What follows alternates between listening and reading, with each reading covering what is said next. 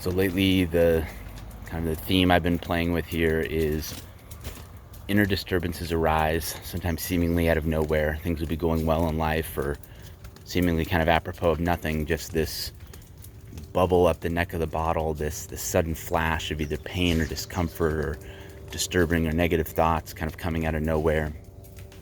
And one of the ways I've been characterizing this is inner child. And so I want to add kind of two thoughts to the discussion here. One is the connection between inner child energy and what I call either demonic or kind of Mara energy. And then the second is the value of breath work and attendance to the breath in helping this inner child energy to resolve. So on to the first point, the reason this kind of came up for me was last night I was working with this mantra of it's all inner child. So anytime anything came up in me, either physical or on the level of thought or in kind of flashes in my imagination, visually, viscerally, all that stuff, anytime anything came up that felt negative, I tried to have this prompt of it's all inner child, right? It's all inner child. And one of the things that was a little tricky about it was I was noticing that the content of my imagination, the topics that I was sometimes being reactive toward, were not ones that I typically think of as childlike, right? The content can be very sexual and violent in a way that a child would not have the information to put out there, and also just the level of it. I mean, it's rated X, right? It's not rated PG or even PG-13. It is sometimes extreme and sophisticated and demonstrates an awareness really on the adult level of how sex and violence and abuse and all these things work. So in other words, I'm saying it's inner child, and yet what I'm getting on the level of content is very, very adult. And so that kind of got me thinking, and the thought I've been having about it is that the vibe of the inner child, I think, kind of syncs or harmonizes with the vibe of demon energy and Mara energy. And so let me just see if I can briefly unpack that. So the inner child is crying out for attention and for help. And that is a very primal and honestly, I think, kind of terrified vibe that's getting put out by the inner child. As I'm filming this, my outer child is getting a little fussy here and there, so I'll pause to attend to her and come back once the waters are calm again. The irony not entirely lost on me. And if you think about it, what a child deals with when they're going through difficulty, if they have a physical pain in themselves or kind of a psychological torment or a sense of need or urgency, they don't have the coping skills or the distraction skills that we as adults have, right? As an adult, if something's really eating at you or bothering you, what do, right? We'll use an intoxicant, we'll take medication, we'll watch television, we'll scroll through our phone, we'll call up a friend, we'll go for a walk, we'll go to the gym. We've got all kinds of different activities we can do to take our minds off of something, to take our bodies out of a certain mode. And that's not to say that those coping mechanisms are healthy necessarily. Oftentimes they're not if they're avoidant, but they at least give us the temporary relief of not remaining fixated and kind of spinning around this thing, this experience in us that we're so averse to. The poor child is sitting there with the raw feeling, and really none of those coping mechanisms or escape or avoidance mechanisms. And so it really is able to gather into kind of a full-blown hurricane of fear and negative feelings and all the attendant thoughts and feelings that can arise around that. And I think that matches the demon or Mara energy on a very deep level. I'm not equating the two, but if you think about what a demon or Mara is, it's essentially something that looks at the world with a hostile outlook. And I think generally that would probably result from feeling like the world is hostile to the being itself, right? So it's kind of a reflection. The being senses that it's not loved, it's not cared for, it's not welcome, it's not appreciated, it's not valued. It's not wanted around. And I think the demonic response, which is maybe somewhat emotionally immature, is to essentially be defiant, right? And this is what we saw out of Lucifer, right? The angel in charge of the demons was, instead of saying, okay, hey, look, the world or other people and things aren't responding to me the way I'd like. Let me see if, maybe some time will pass. Maybe I can gain some maturity. Maybe there's a lack of understanding here. Maybe this person's just not meant to be my friend, etc. That maybe being the more mature perspective. The immature perspective is to see it as a problem, to externalize it, say, okay, well, it's their fault, or it's the world's fault. There's something wrong out there. And then to kind of harden around that position, and then to see everything as a threat or a problem, which then justifies externalizing wrath, and all that kind of stuff. So I think the point I'm kind of circling around here is, I think there's a dynamic, the inner child energy, which is unresolved disturbance from the past that wasn't given the opportunity to resolve at the time, gets stored in the body. Something jars it loose, sometimes a prompt from the environment. It comes up, and as that energy is then moving through us, coming into the light of our attention, its kind of primal scream and deep inner whimpering kind of conjures, or almost maybe calls in this demonic or Mara energy. And I think that's how you get the combination of this deep inner pain and wounding, which is kind of the inner child energy, combined with this sometimes fantastically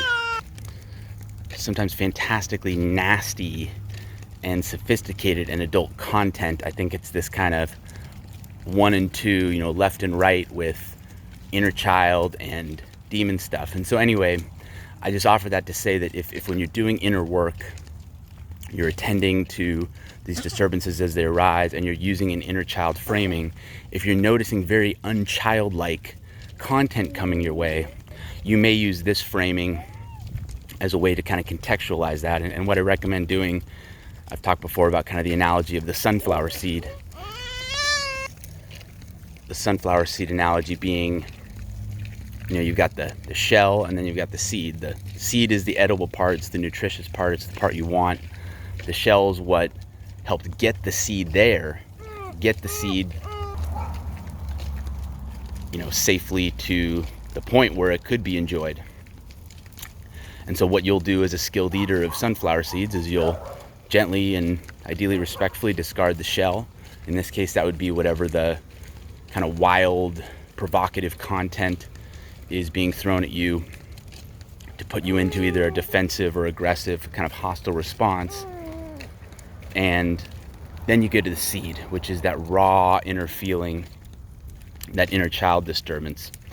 And so, acknowledge the demon, acknowledge Mara, acknowledge the shell. If you're able in that moment to conjure gratitude for the role that it's played in essentially bringing this inner child energy to your attention, then all the better. I think that's an even deeper and healthier practice.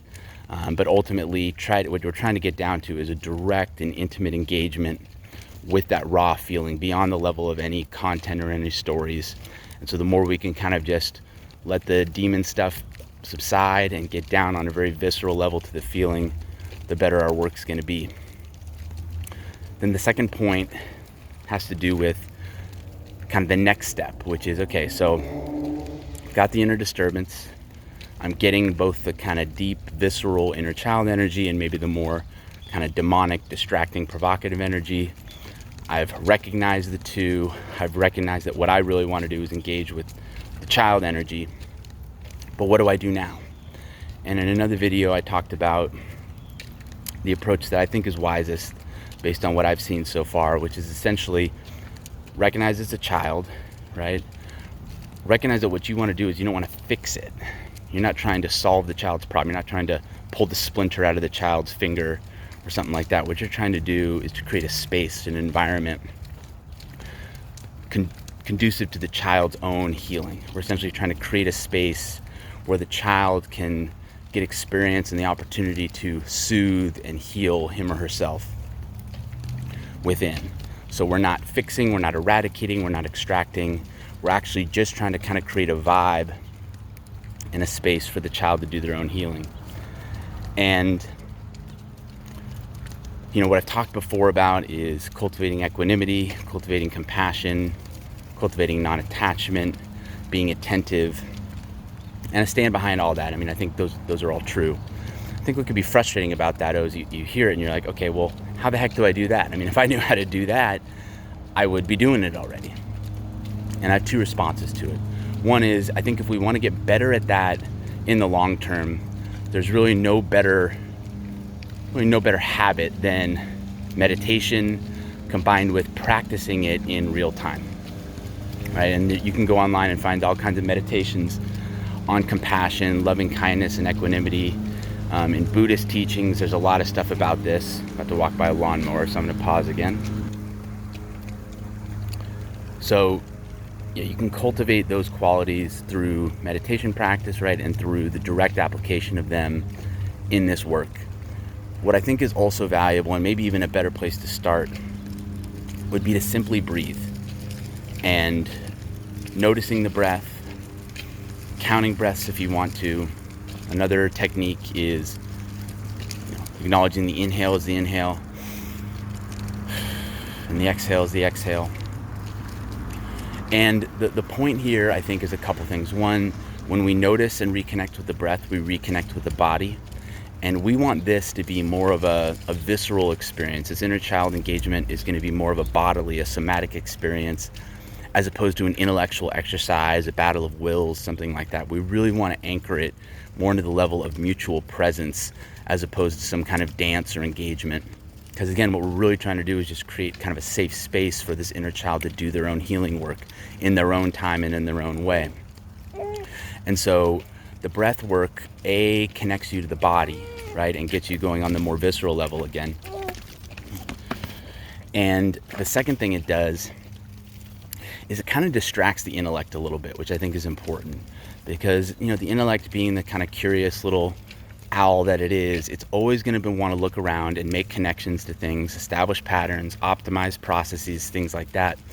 And that kind of vibe is not conducive to the kind of healing work we're trying to do. I mean, we're really trying to sit in the same room with this inner child, and we're not trying to push it, we're not trying to cajole it, we're not trying to sell it, we're not trying to kind of look passive aggressively at our watch and say, are you done yet? Have you finished?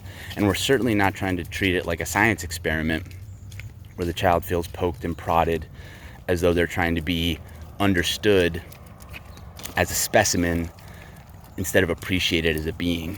So when we're doing breath work and we're devoting a certain amount of mental energy to tracking the breath, to feeling the breath, those things, it helps the mind not slip into that familiar pattern of basically objectifying the inner child in the entire experience to try to extract information about it or learn from it or be entertained by it. It really brings us back more to that more raw and simple presence of simply being there in real time with the inner child as the child tries to heal. So I know I repeat myself a lot in these videos. It's partly to help me kind of re-anchor myself and hopefully kind of drive the point home. So let me try to put a capstone on this if I can. Two main points. When you're doing inner child work, you'll come across content and information in the imagination that is simply not something that you'd expect to come from a child. I'd say recognize that as either kind of a demon or Mara. See it as the shell on the sunflower seed. Gently move past it and try to get more into the level of feeling. And as you're doing so, and you're trying to cultivate that equanimity, that compassion, that attentive non-attachment, that vibe of just very gently letting go of our agenda in order to refresh our presence. If trying to do those through words or through the application of attention is difficult, really use the breath as a tool to anchor yourself in your body and help your mind not go swirling or jumping down certain rabbit holes and paths. Notice the in-breath, notice the out-breath, count them if you want to, feel them, and use that breath tool again and again and again to get back to that vibe you want, which is, again, creating a safe space for the inner child to do its own healing work.